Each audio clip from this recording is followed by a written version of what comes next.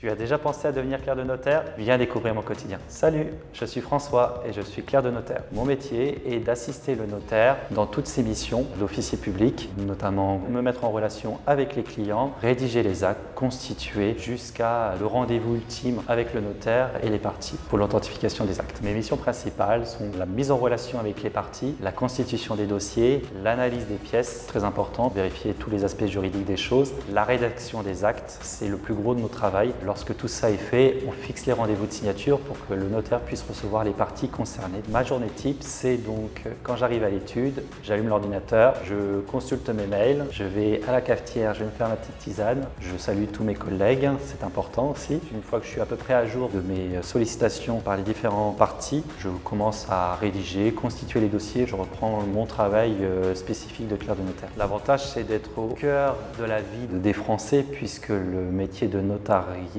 est incontournable, que ce soit du mariage, du divorce, du premier achat immobilier, la succession. On est dans toutes les étapes de la vie, donc c'est effectivement peut-être ce qui me plaît davantage dans ce milieu-là. Après, c'est vrai que le côté un peu négatif, c'est tout ce qui est tâches administratives et qui est très répétitive, même si effectivement il y a un aspect juridique, il faut bien entendu s'appliquer à une certaine rigueur administrative. En début de carrière, on peut prétendre à peu près à 1 500 € net par mois et en fin de carrière, ça s'échelonne aux environs de 3 500, 4 000 € net. Ça dépend effectivement de l'année d'expérience. Pour être clerc de notaire, les atouts, c'est d'être rigoureux, sérieux et très organisé dans les dossiers, puisque en étant clerc en vente, nous avons des délais à respecter, des délais qui sont souvent à 3 mois. Entre le moment où on a signé un compromis de vente et la vente, c'est le délai classique pour une transaction. Donc il faut bien entendu respecter ces délais-là, et donc pour cela, il faut beaucoup de rigueur et pas prendre de retard sur les échéances.